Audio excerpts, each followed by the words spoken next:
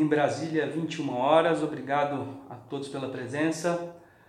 Aguardando poucos minutos para que todos se acomodem. Bem-vindos.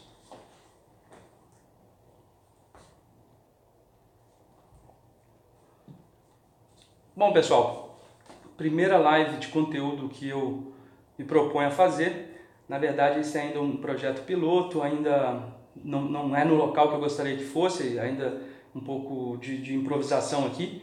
Vou falar com vocês de forma direta, tem um quadro comigo aqui atrás com algumas notinhas, só basicamente para eu me orientar mesmo. Por isso, não se incomodem com o tamanho da letra que está aqui, que está pequeno, eu acredito, mas vou trazer esse conteúdo, principalmente que se encontra aqui, através de um estudo de um caso prático, de um caso real, no qual eu participei na defesa, principalmente no plenário. Bem, obviamente eu não vou revelar o nome das pessoas envolvidas, muito embora o processo seja público e as informações nele contidas sejam também públicas, eu vou preservar a identidade de todas as pessoas envolvidas, porque a gente sabe também que é uma situação delicada. A gente está tratando de um crime contra a vida, onde houve uma vítima, infelizmente, uma vítima fatal, e de uma pessoa que está cumprindo pena por conta desse fato que foi apurado nesse processo. E aí eu vou trazer um resumo desse caso, como que eu ingressei nesse caso, como foi a forma de atuação da Defensoria nesse caso, a minha atuação em particular, e ao final explicar as consequências jurídicas que a gente conseguiu obter através do trabalho da defesa. Tá ok? Esperando só mais um pouquinho as pessoas irem entrando e participando aí. Nesse primeiro momento eu acho que eu não vou conseguir responder as perguntas que vocês vão fazer, as dúvidas que vocês tenham, mas por favor, deixem suas perguntas, durante a live e depois da live, mandem mensagens, deem os seus feedbacks, para a gente poder aperfeiçoar esse sistema de comunicação que eu começo com vocês agora. Desde já agradeço a cada um que participa, a cada um que está doando um pouco do seu tempo para poder participar ao vivo aqui comigo. E já também deixando uma mensagem para quem não pudesse assistir agora, mas vai assistir depois. Muito obrigado pela participação, pela presença, críticas, elogios, enfim, estou aberto a tudo que vocês têm a dizer. Bom, vamos começar. O caso que eu trouxe hoje é um caso um caso que aconteceu há muito tempo atrás, em 2009 foi o fato narrado na denúncia. Obviamente eu ingressei na Defensoria Pública no Mato Grosso do Sul em 2009, então eu estava no início da minha carreira, eu só fui ter acesso a esse processo muito tempo depois.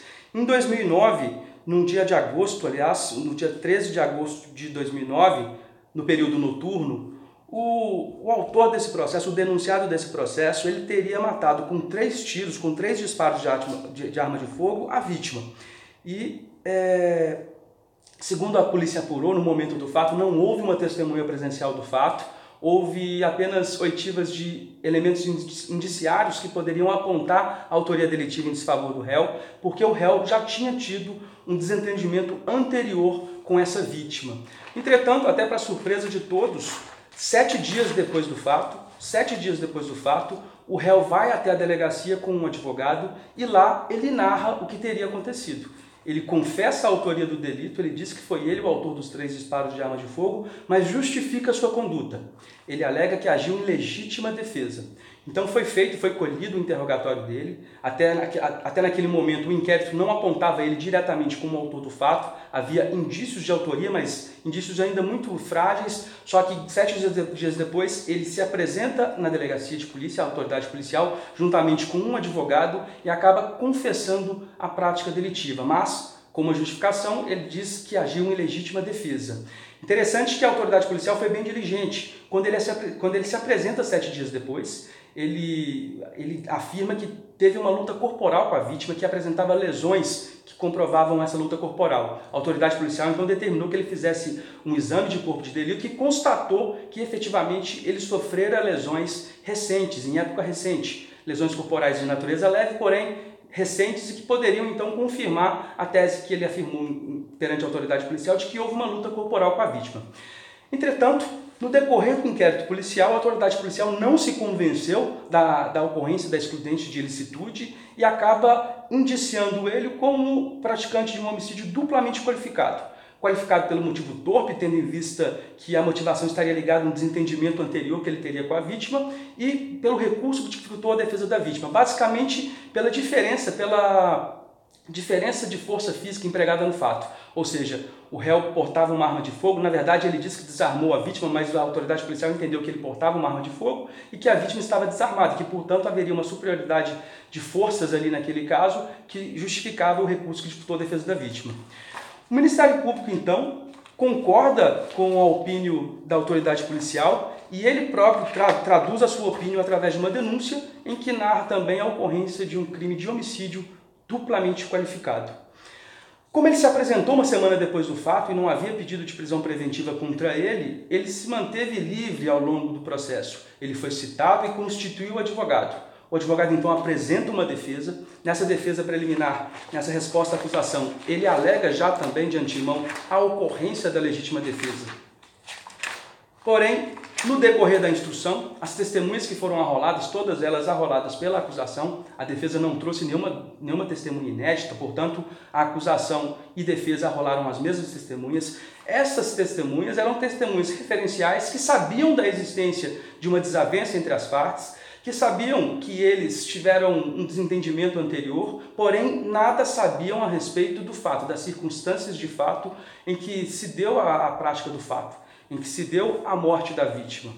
E por isso até, em alegações finais, o Ministério Público postulou a pronúncia do acusado nos termos da denúncia, ou seja, num crime de homicídio duplamente qualificado, enquanto que a defesa, através do advogado, postulou desde já a absolvição sumária com base na legítima defesa. O magistrado que atuava no caso, ele não acolheu a tese defensiva, ele afirmou de um modo bem sucinto, sem entrar muito no mérito, dizendo que não havia prova cabal da existência da excludente de ilicitude, que, portanto, diante dos indícios mínimos de autoria e da prova da materialidade, o caso teria que ser dirimido pelo Conselho de Sentença, pelo Tribunal do Júri, que é o juízo competente, constitucionalmente competente para atuar nos crimes contra a vida. E é interessante notar também, ele manteve-se solto, não havia necessidade de adoção de medida cautelar alguma. E aí, no dia 1º de julho de 2013, na verdade, houve até um recurso da defesa através do advogado. Ele entrou com um recurso em sentido estrito, tentando afastar as qualificadoras e tentando também obter a absolvição sumária. Mas o Tribunal de Justiça do Estado de Mato Grosso do Sul negou provimento, improveu esse recurso e manteve a pronúncia nos mesmos termos em que ela fora proferida. Então, no dia 1º de julho de 2013, esse rapaz foi levado a júri popular. Na data desse júri popular, ele foi novamente assistido por advogado e prestou um interrogatório perante o juiz, perante os juízes, perante o Conselho de Sentença. Foi feita a defesa técnica, foi feita a acusação pelo Ministério Público e, ao final, ele foi condenado nos termos da pronúncia a uma pena de 15 anos de reclusão. Ele era reincidente, não um reincidente específico, mas ele era reincidente em crime doloso e, portanto, sofreu uma punição, uma pena de 15 anos de reclusão. E aí começa, talvez, a questão mais interessante que eu encontrei nesse processo.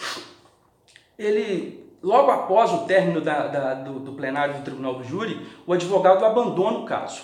O advogado renuncia ao mandato que foi conferido pelo réu e não mais patrocina os interesses daquele acusado. Ele faz isso antes de encerrar o prazo para recurso. Na verdade, ele não recorre desse caso, dessa decisão que foi proferida pelo Conselho de Sentença, e aí é despedido o mandado de intimação desse réu.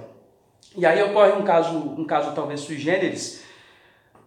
Antes de escoar o prazo de apresentação do recurso de apelação pelo próprio réu, a mãe desse réu vai até o cartório judicial e, mediante um termo, ela manifesta o desejo, o interesse do réu de recorrer, de apelar da decisão do Conselho de Sentença. Olha que interessante. A apelação a termo é prevista no artigo 578 do Código de Processo Penal. Ou seja, para interpor a apelação, num caso desses, ela não precisa ser feita obrigatoriamente pelo advogado, pelo defensor público, pela defesa técnica. O próprio réu, a termo, normalmente como que ele faz? Ele, quando recebe o oficial de justiça, ou ele manifesta verbalmente ou ele assina e diz, quero recorrer. Isso é muito comum na prática judiciária, de o réu não gostando daquela decisão que foi proferida, se valendo do artigo 578 do Código de Processo Penal, ele recorre a termo. E aí foi o que aconteceu nesse caso, mas nesse caso houve uma situação um pouco diferente, que na verdade a mãe do acusado foi até o cartório dentro do prazo legal e manifestou que o acusado tinha interesse em recorrer. E aí o magistrado, ele fazendo o juízo de admissibilidade do recurso, ele aceitou essa forma de interposição a termo, uma forma sui generis, porque o artigo 578 do CPP prevê que o próprio acusado recorra a termo, e não que parentes dele ou que terceira pessoa. Mas dando amplitude ao direito de defesa, dando amplitude à questão, ao desejo do próprio réu de ver se defendido de forma plena, o magistrado admitiu esse recurso interposto e, como não havia mais advogado atuando no processo, é chamada a Defensoria Pública para atuar no caso. E aí que foi muito interessante, porque efetivamente quando no estudo do caso, no estudo da prova do processo, não haviam elementos para dizer que a decisão dos jurados teria sido manifestamente contrária à prova dos autos. Essa é uma das hipóteses de anulação de um julgamento pelo tribunal do júri, quando a decisão dos jurados é manifestamente contrária à prova dos autos. Nesse caso, havia manifestamente uma decisão manifestamente contrária? Não, porque muito embora houvesse um elemento de prova, qual seja, o laudo de exame pericial que dizia que ele sofreu lesão corporal leve, que corroborava a tese dele de que houve uma luta corporal, o processo carecia de testemunhas que pudessem dizer que aquela legítima defesa efetivamente ocorresse. Então era uma situação difícil. A defesa então caberia somente questionar a dosimetria da pena, porque realmente a pena foi um pouco alta no meu entender, 15 anos, apesar da reincidência dele, ele era confesso, então poderia haver compensação entre as duas causas. Então eu entendi até que era uma pena alta, mas uma circunstância me chamou a atenção. E aí que é importante talvez a gente ter bastante atenção quando lê um processo desses. Ao ler a ata de audiência, a ata da sessão plenária do tribunal do júri, eu percebi que o advogado que atuou naquele caso não alegou na defesa do réu que ele teria agido em legítima defesa. O advogado se omitiu quanto a essas circunstâncias. O advogado não alegou que o réu teria agido em legítima defesa.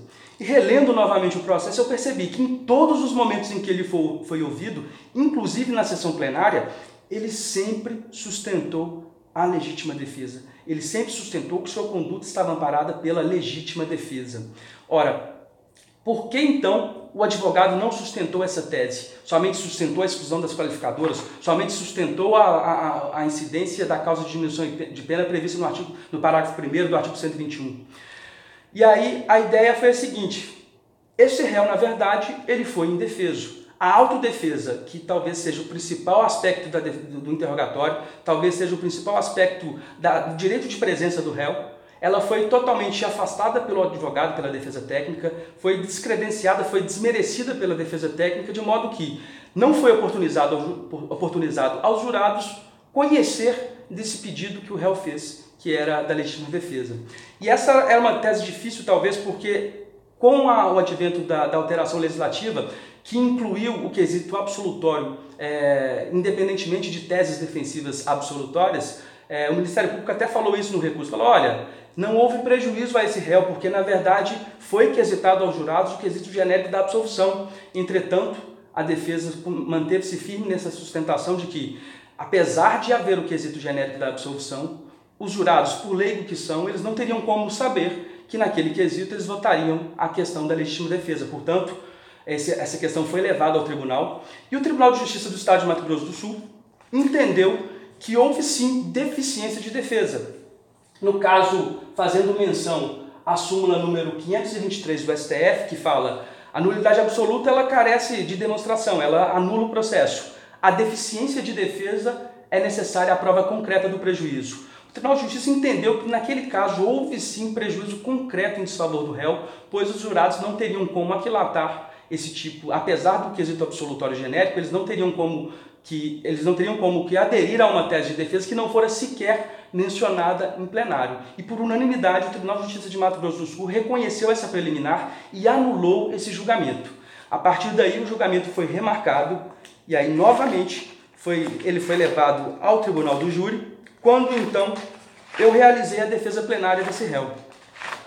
Interessante notar que, e aí era uma questão interessante, eu não poderia, pura e simplesmente, negar aos jurados o conhecimento dessa tese da legítima defesa, muito embora, como eu já disse, já antecipei, não havia muitos elementos de prova para o seu reconhecimento. Mas sim, eu sustentei no plenário a tese de legítima defesa que o réu levantou, mas além disso usei teses subsidiárias. Quais eram? As teses subsidiárias de afastamento das qualificadoras. Entendia que, na pior das hipóteses, ainda que não houvesse a comprovação cabal da legítima defesa, estaria plenamente comprovado de que não houve circunstância fática que justificasse a motivação fútil, que não houve também recurso que dificultou a defesa da vítima. E no dia 29 de junho de 2016, quando ele foi levado à sessão de julgamento, os jurados afastaram a tese de legítima defesa, ou seja, eles não reconheceram a tese de legítima defesa, mas, entretanto, afastaram ambas as qualificadoras nesse processo, sendo o réu, ao final, condenado a uma pena de 10 anos de reclusão no regime fechado. 10 anos de reclusão no regime fechado. O trabalho da defesa encerrou por aí? Não. Primeiro, eu poderia, talvez, manejar um recurso de apelação para tentar uma nova anulação, porque, na verdade, aí seria uma anulação com base no artigo 593, inciso 3º, a linha D do Código de Processo Penal, ou seja, decisão dos jurados manifestamente contrária à prova dos autos, mas, honestamente, eu entendi que, ainda que eu entendesse que tivessem elementos que poderiam sugerir a legítima defesa, a decisão do Conselho de Sentença não era manifestamente contrária à prova dos autos. Então eu decidi somente recorrer com relação à pena que foi aplicada. Um homicídio simples, que a pena varia de 6 a 20 anos de reclusão, eu entendia que a pena foi um pouco excessiva. 10 anos de reclusão seria um pouco abusivo no caso presente, pois a circunstância negativa da reincidência teria que ser compensada, por exemplo, com a confissão dele. A confissão dele que foi essencial para o esclarecimento do fato, tendo em vista que não havia testemunho presencial daquele fato. Manejei então o recurso cabível, manejei a apelação e, recentemente, o Tribunal de Justiça deu parcial provimento ao recurso e reduziu a pena de 10 para 8 anos de reclusão, regime inicial fechado por conta da circunstância da reincidência. Então, vejamos o benefício jurídico que esse réu obteve. De uma pena inicial de 15 anos de reclusão, nós conseguimos reverter esse quadro e para que ele sofresse uma punição de 8 anos de reclusão no regime inicial fechado. O próprio réu, depois que soube dessa decisão, ele não quis recorrer, ele ficou satisfeito com o resultado feito tanto em plenário, com o resultado feito através do recurso cabível, enfim. Foi um caso que eu gosto de dizer. E isso é importante, às vezes, para ser lembrado para o advogado, para o defensor. O tribunal do júri não se resume à absolvição. O tribunal do júri não se resume à absolvição. A absolvição é apenas óbvio que o mais, mas apenas um dos resultados positivos, os resultados jurídicos positivos que o réu pode receber. Portanto, temos que sempre ficar atentos a essas outras circunstâncias.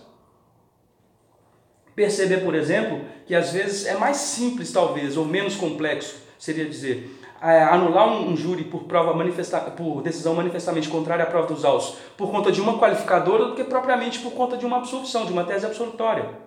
O Tribunal de Justiça ele está apto, ele pode sim anular um julgamento por conta de uma qualificadora que foi mal reconhecida. Então, não podemos perder de vista o resultado jurídico que a gente pode oferecer ao assistido. Nem sempre a absolvição será possível, nem sempre a absolvição será o melhor resultado. Nesse caso, por exemplo, o reconhecimento da autoria e da materialidade delitiva, elas fundamentam, pelo Conselho de Sentença, uma sentença condenatória, mas uma sentença condenatória justa e razoável dentro de um homicídio simples e não de um homicídio duplamente qualificado, como era querido desde o início da ação penal pelo Ministério Público.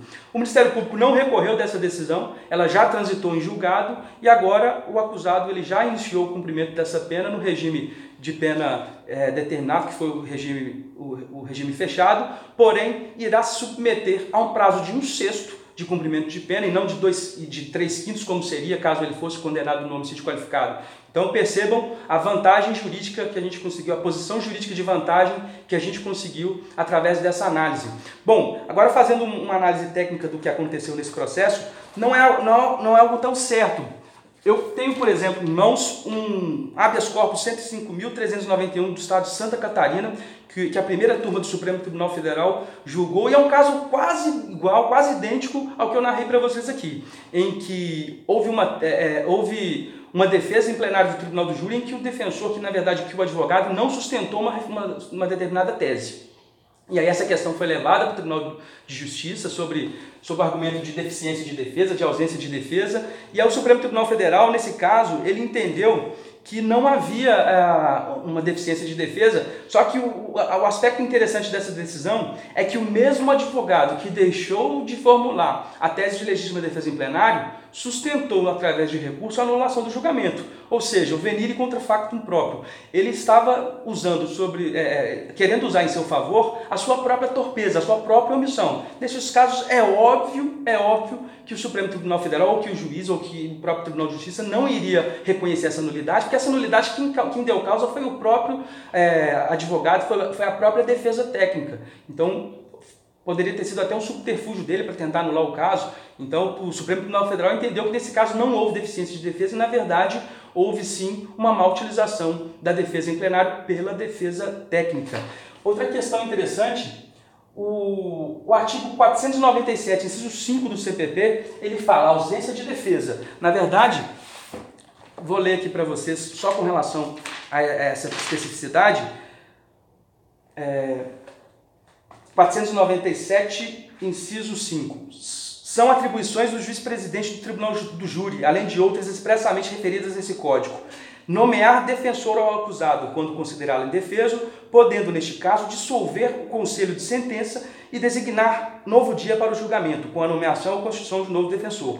O próprio Código de Processo Penal prevê que o juiz, como órgão imparcial, ele tem que velar pela paridade de armas, ele pode dissolver um conselho de sentença caso ele perceba que o réu está sendo indefeso. Só que essa é uma questão muito delicada, é uma questão que ocorre de um modo muito raro, é muito difícil de acontecer. Eu até já vi alguns julgamentos que talvez pudesse haver uma intervenção do magistrado nesse sentido, mas é uma decisão muito difícil do magistrado tomar. E assim, isso às vezes prejudica bastante, porque quem preside o julgamento, quem está presente ao julgamento, tem mais capacidade, eu acredito, de perceber qual o prejuízo efetivo que o réu está sofrendo. Só que, muitas vezes, a gente vê que não é utilizada essa norma pelo juiz-presidente, e isso acaba tendo que ser revertido através da defesa. Outra questão, o artigo 564.3 do CPP, ele enumera as hipóteses de nulidade. Dentre elas, ele diz o seguinte: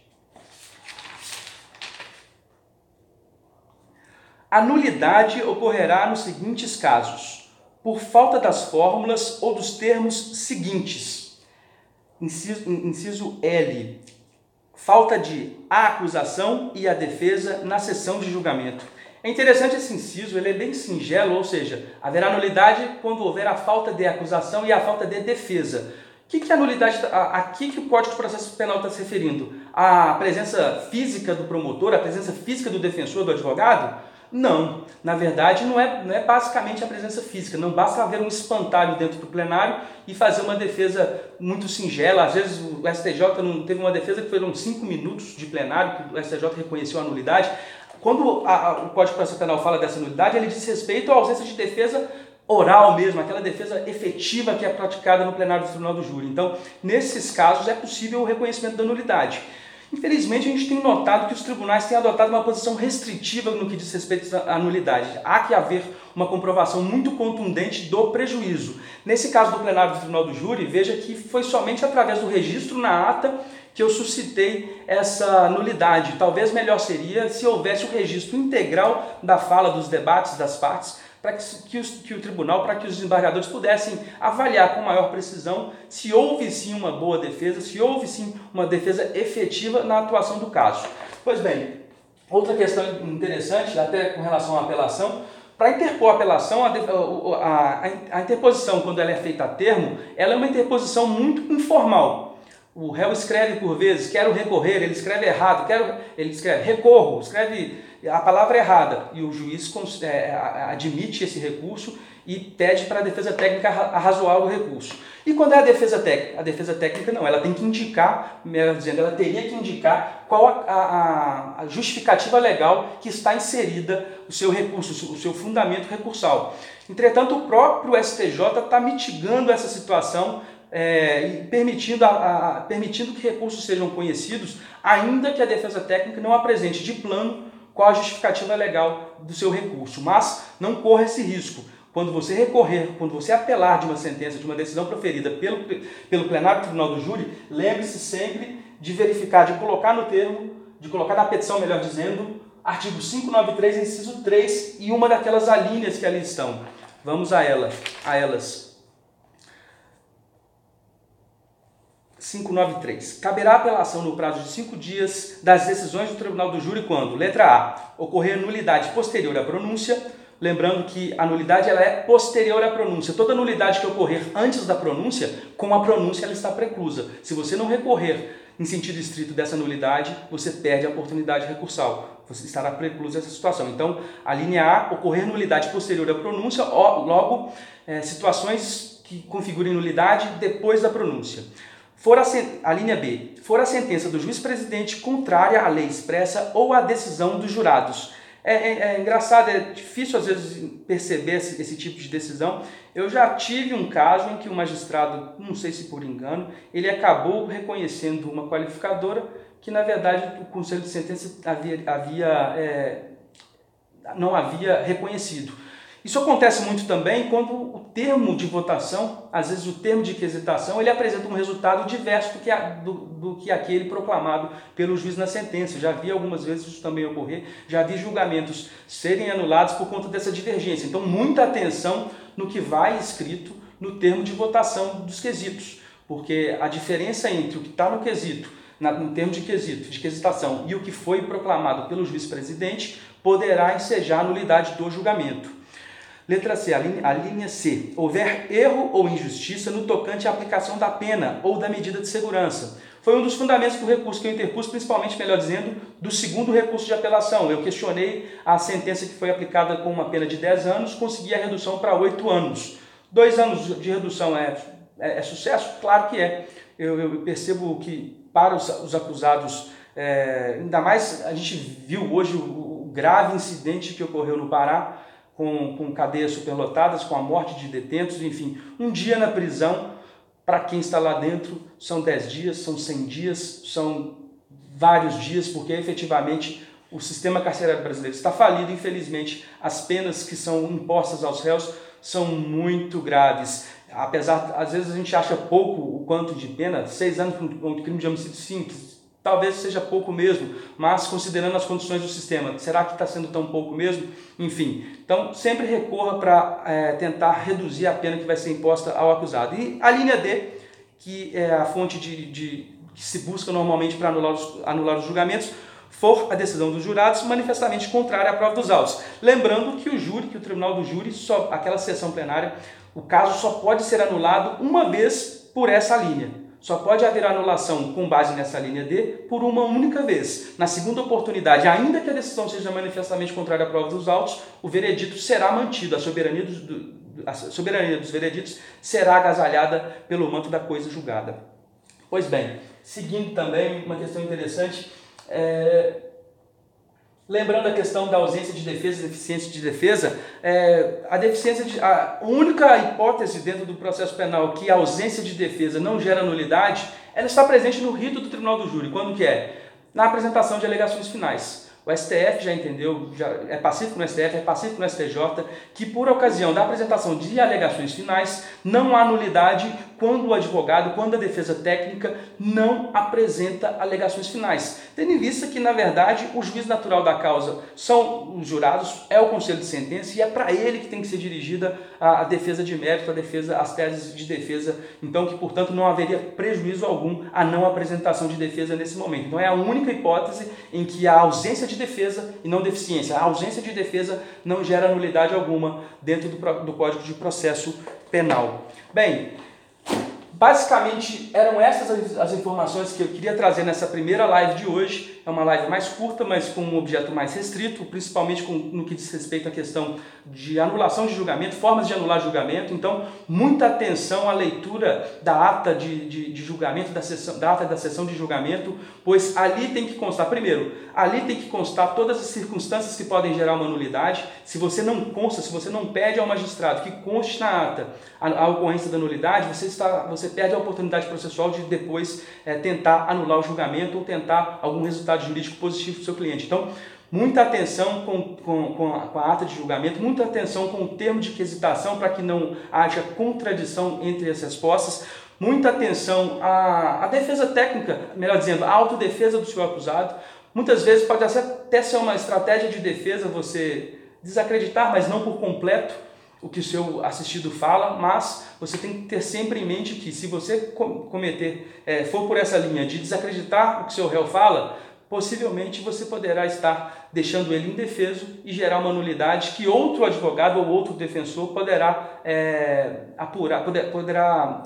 levar a conhecimento dos tribunais. Mas sempre lembrando, nulidade hoje em dia é exceção, não é regra. Os tribunais estão cada vez mais restritivos com o reconhecimento de nulidades. Eu vou encerrar por aqui. Hoje foi a primeira live. Eu agradeço demais a audiência de todos vocês. Espero que vocês tragam para mim novas perguntas, novas questões. Eu já anotei as outras questões que vocês colocaram na semana passada. Eu vou fazer novas enquetes. A partir da resposta que vocês vão dando, eu vou produzir novas aulas, vou preparar novas aulas, tentando sempre trazer um caso prático para a gente olhar a aplicação prática, porque muitas vezes, infelizmente, a teoria, a dogmática, ela não consegue ser albergada, ser amparada na hipótese de fato. Enfim, espero que tenham gostado. Deem um feedback, por favor, digam o que acharam do som, o que acharam da imagem. Hoje foi um cantinho mais improvisado aqui, mas espero que todos tenham gostado e conto com vocês na próxima oportunidade. Semana que vem, lembrando, todas as segundas-feiras, semana que vem, 21 horas, horário de Brasília, mais um pouco da atuação prática do defensor público, do advogado criminal no tribunal do júri. Grande abraço, fiquem com Deus, boa semana a todos e a gente se vê aqui no plenário. Grande abraço. Espera aí, antes de encerrar,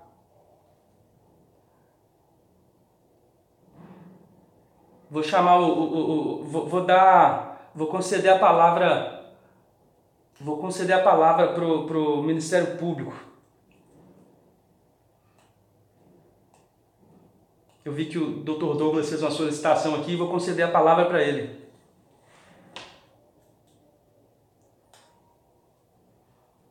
Tá me ouvindo, doutor? Fala, meu querido. Beleza? E essa força na paz? Na paz. Dei uma pausa no carro aqui só para te parabenizar. Obrigado. Deixa eu só fazer uma apresentação. Douglas Odegardo, promotor de justiça, há mais de 20 anos com atuação no plenário do Tribunal do Júri. Há 2 anos a gente trabalha junto aqui no plenário do Campo Grande. É um grande professor, um grande mestre também. Aprendi muito, aprendo muito com ele. E agora tenho a honra de tê-lo aqui ao vivo para todo mundo que está nos vendo aqui agora. Dá um recado aí, Douglas. Entrei só para dar um abraço para ti e para te dizer que a transmissão está excelente, os tópicos estão fantásticos, a iniciativa é muito boa. Quero fazer uma live contigo, hein? Não, vamos fazer sim, tá marcado, pode ficar tranquilo. Parabéns, cara, sucesso. Obrigado, grande abraço. Felicidade. Felicidade.